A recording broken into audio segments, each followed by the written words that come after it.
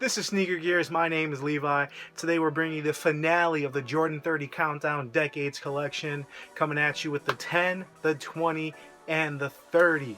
So we will have a performance review coming at you soon. I did have the opportunity to play in them, and you can check that out on our other video. So getting into it, we do have the Chicago 10s, well, I guess we could say Chicago 20s, and the new initial colorway for the 30. So each one of these I think looks great. Each one of them has some successes and definitely some big failures. So let's get right into it. We'll start with the 10. The 10 I think is great because it's the very first shoe to ever be released without Michael Jordan's approval. And again, that was because this shoe was really made not really for Michael Jordan. It was just an excellent basketball shoe in honor of the greatest player ever after he retired from his first three-peat. And even if he left then, he would be a legend. So he left now and he's an icon after 6 championships. But they did that by trying to honor him with his accomplishments up until that point. They added Phylon, which is the first time they did that, so it wasn't just EVA or rubber, so that Phylon actually made these a lot more comfortable. This is the only retro I would say that's worthwhile playing in, or the earliest. So not the 9s, not the 8s, really the 10 and up you can play in even today. I don't know why you would when you have something like the 30 and when you have amazing shoes coming out, but this thing is definitely wearable. Another big key is they have kind of that bungee lacing system, which they brought back for the CP3-9, what is it, 20 years later. So this is something that was definitely ahead of the curve.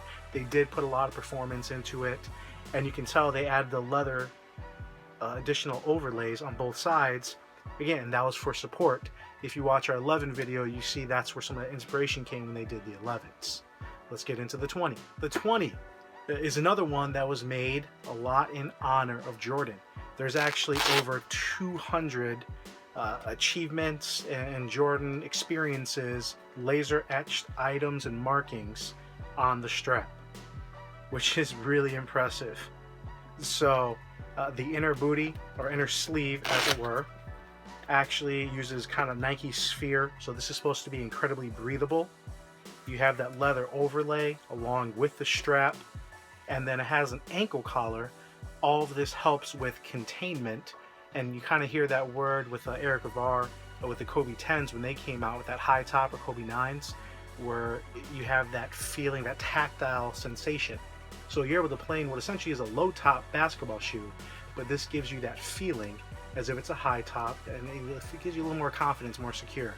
So overall, nice shoe. This is the very first and only Nike or Jordan, Air Jordan shoe to not have any air. This did introduce IPS. Again, just like with the 10, they later introduced that as Podulon or Podulite on the CP3 series.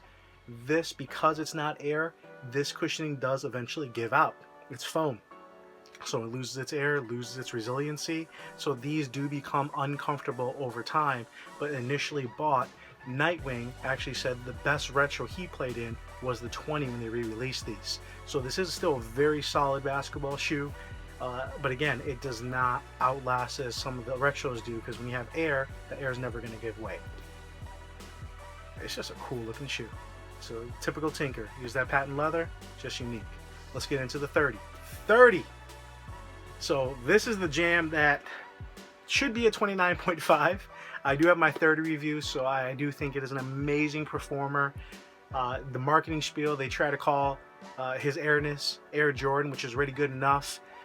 Was it Mr. Cosmo or Mr. Galaxy? Trying to reach that marketing where he's known all over the planet and all over the universe. Calm down with that. He's Air Jordan, all right? He's there. He doesn't need marketing hype.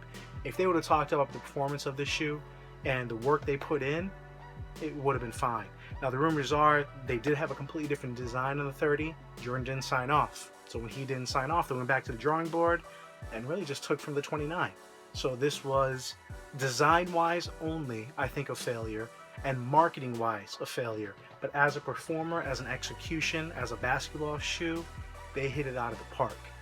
Now, one thing I wanted to bring up, each one of these 10, 20s, and 30 kind of was a failure in its own right. So you have the 10 that was not approved by Jordan. You have the 20, which is the first Jordan without any air. And then you have the 30, which is the only Jordan, and forgive me, Tinker Hatfield, calling you out. You are great. I mean, all the honor in the world. This is the only Jordan ever to completely recycle a design. And I'd love to do a series on that if you guys wanted to check that out. But all in all, I still appreciate them. They still look amazing. The 10, the 20, the 30 just looks like a 29. And they all are really good performers. So it's good to know that Jordan brand still stayed very true to its design, to its performance roots. But that kind of wraps it up for the Decades collection. I appreciate everyone who's watched these. Please go back. We have 1 through 10 going through the entire 30 series. This is definitely in honor of Jordan, where he's had successes, had failures, but overall, greatest player ever, and right now, greatest performance shoe company ever. So it's been a pleasure. Please check out our other videos. Like, subscribe, comment, hit us back with any questions you might have, and we look forward to next time.